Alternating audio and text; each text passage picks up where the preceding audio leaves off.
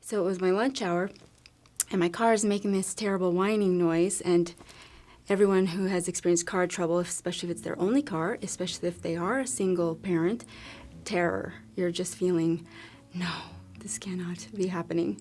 And so I luckily turned to the left, and there's an O'Reilly's right there. So I said, nice. And so I just pull in, and they do some testing, everything. Call my mechanic, tell them what they say.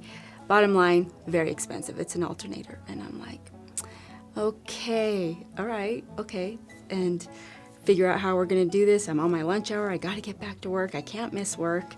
So I go back, and he starts it up for me. I get there and call my mechanic. My boss is like, are you okay? No, everything going on. I explain what's going on.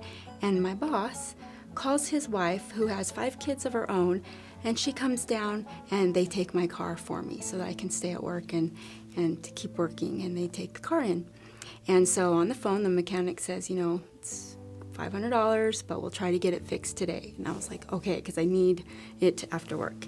And so he takes it down, he comes back, she calls me, oh yeah, it'll be done by 5 o'clock. Oh, by the way, it's only going to be $300. And I said, you said $500, and I know these are expensive. And she said, no, it was a calculation error. It's going to be $300. That was God.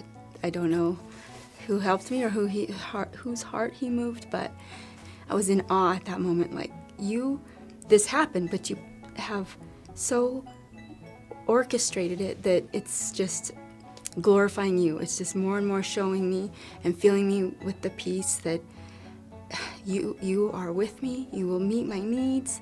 You love me, and you love my children. And so then, things are going well, and I think it was about a week later, there's no heat in my house. I have no heat. It's freezing cold, and I'm like, what is going on?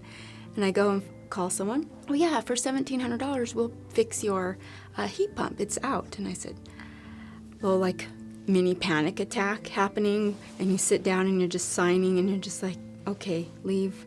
That's not going to happen today. And so at this point, I'm like, okay, Lord, you have done everything. And it just keeps coming, but I'm not even worried. I had this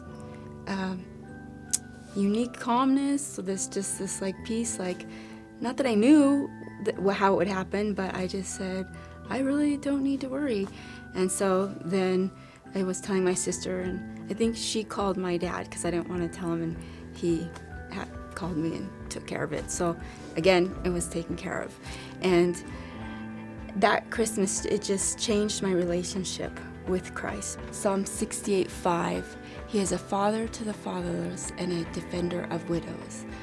And that was just so clear to me. It was made real that he cares about my children even more than I do. I love them with all my heart, but so does he. He's a father to the fatherless.